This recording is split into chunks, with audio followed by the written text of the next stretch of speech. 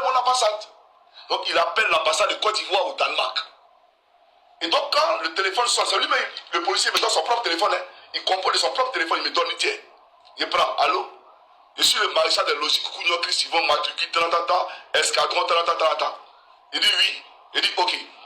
On m'a arrêté en faisant d'ici, on dit il y a combien de crimes. Mais je n'ai rien fait, c'est un mensonge. Je n'ai pas tué quelqu'un dans le train, je n'ai rien fait du tout. Et voilà ce qu'on me reproche ici. Donc moi j'appelle mon pays pour me protéger. Et donc voilà ce que le gars me dit. Tu es gendarme? Je dis oui, je suis gendarme. Tu es sûr que tu es gendarme? Je dis oui. Faut plus appeler ici. Hein. Faut plus appeler. Si tu as appelé, si demain tu es à Abidjan. C'est ta chance même que c'est moi qui ai décroché le téléphone là.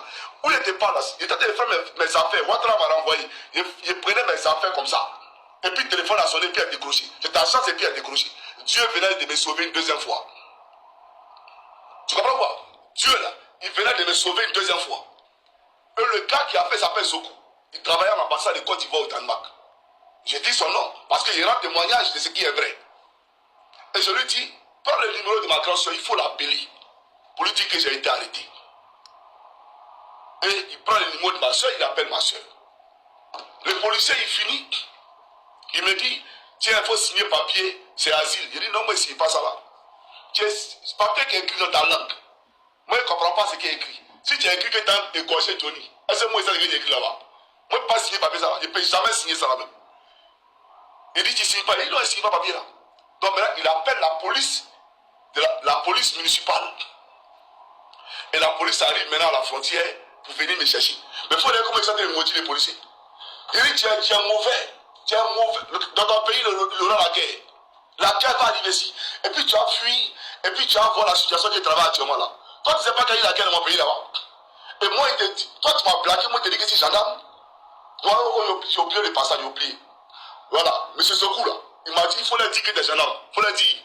Ils vont te protéger, il faut leur dire que tu es gendarme. Il dit, tu es sûr? Il dit, oui, il faut leur dire. Et c'est comme ça, les policiers me demandent, tu fais quoi dans la vie? Il dit, je suis gendarme. Il me dit, c'est quoi que gendarme? Parce qu'ils ne connaissent pas la gendarmerie ici. Hein. Voilà. Et non, la gendarmerie, en fait, toi et moi, on fait le même travail. Mais seulement que, en termes de supériorité, ils sont supérieurs.